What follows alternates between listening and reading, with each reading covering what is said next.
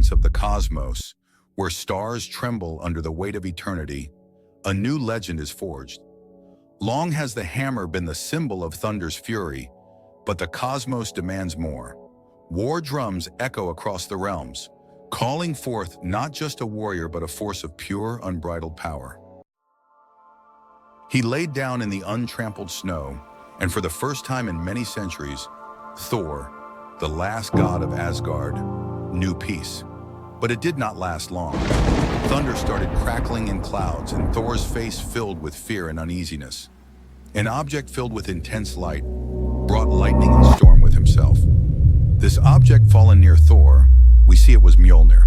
His fury blazed like a tempest, dark and consuming, as if the very air around him trembled beneath the weight of his wrath. In his eyes a storm brewed, fierce and unyielding, ready to unleash the fire of his indignation upon all who dared stand before him.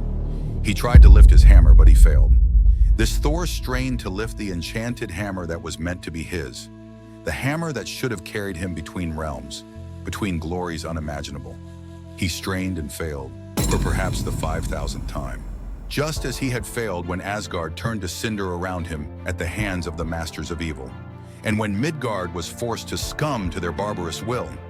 Since then, Thor had tried only to be left alone. But even at this, he failed.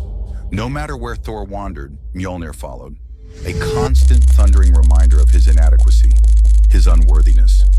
Until the day came when Thor ventured to the most remote corner of the globe, only to find that his hatred and depression had followed him.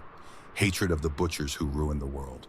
But even more so, hatred of himself and his own damned hammer. See Mjolnir in front of himself, he couldn't help but started punching the hammer. You punch with rage, not with focus. Such a blow hurts you far more than the thing you strike, though perhaps that is your goal. Who the hell are you?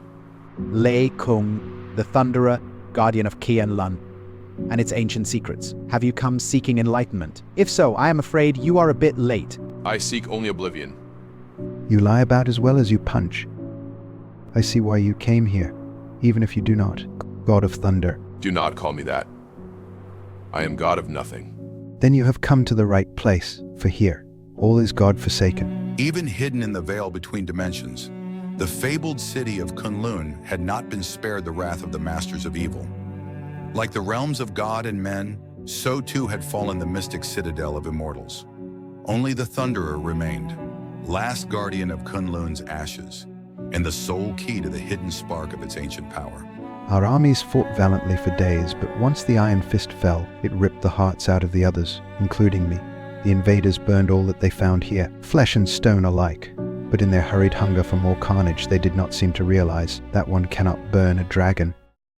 Behind these doors lie the last smoldering embers of Kunlun's majesty, the immortal dragon Shaolao, weakened but alive, and sleeping the sleep of regeneration. It is from the heart of Shaolao, the undying, the greatest weapon in all the heavens was birthed, the almighty Iron Fist. But that power, now without a living vessel. Tell me, Thor, what would you do to have revenge upon those who burned the heavens? Me, but all I ever been in every possible way, is unworthy. Unworthy of one weapon, perhaps. But it could be that your hands were not meant for lifting hammers. You are saying you'll train me to become the Iron Fist? I would say your training has already begun. Hit the hammer again. The hammer was made of Uru, rubble from the rock of creation, strongest substance in all realms, strong enough to break worlds, as easily as it broke the bones of gods. After 30 days and nights of punching the unmovable Mjolnir, Thor's fists became hammers in their own right, hammers of scar tissue and focused fury. After another 30 days, Mjolnir began to quiver, to creak with every blow, as if groaning, and then it began to dodge, almost as if Thor's punches had made the hammer no pain. This thought delighted Thor and encouraged him to punch it even harder.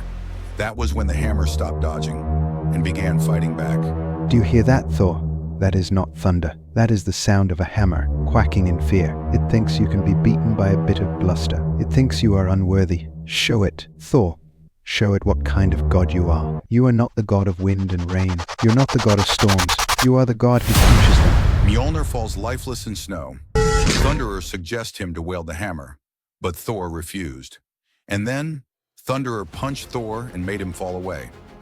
This was also the part of training to become the god of Fist and slay the dragon. Thor have to defeat Thunderer. But with one single punch from Thor, Thunderer was blown away at great distance.